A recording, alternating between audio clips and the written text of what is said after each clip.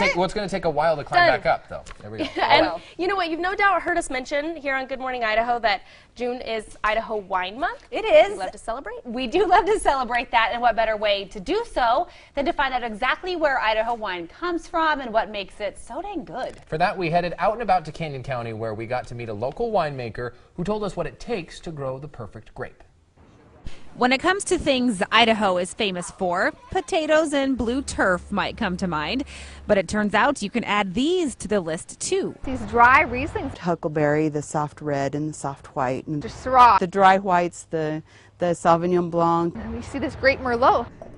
The Gem State has slowly begun to make a name for itself in the world of wine. In 2008, there was 32 wineries, and today there's over 50. Many of those wineries are right here in southern Idaho, producing vintages that are not only easy on the palate, but easy on the wallet, too. Why reach for that $100 California Cabernet or that $50 Washington Merlot when you can have that $15 to $20 Idaho wine that's just as good? And one of the most affordable bottles of local wine you can buy is made here at Caldwell's St. Chapelle.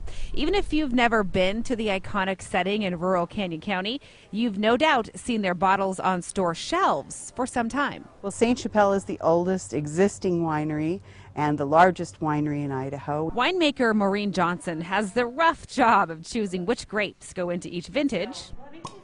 And of course, she has to sample the goods, too. My job is fun because I get to taste the wine. Mother Nature, though, plays an even bigger role, and that is what makes Idaho wines so good. The days are warm, the summers are warm, and it's perfect weather for ripening grapes. And then in the fall, the weather cools off at night, so we get crisp acidity, and we get intense fruit flavors from our grapes. Add in the volcanic soils, and you get the perfect recipe for some perfect vino.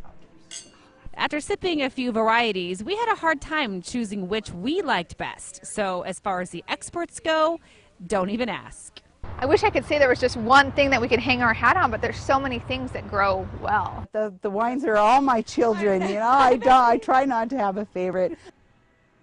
Yeah, Maureen did have a hard time picking which one she liked best. Now, if you want to celebrate Idaho Wine Month, there are all kinds of things happening for the rest of the month throughout the month of June, and you can visit idahowines.org for a full list of all the tastings and things that are happening. Yeah. Can you believe it? That was the worst day of work we've ever had. Terrible.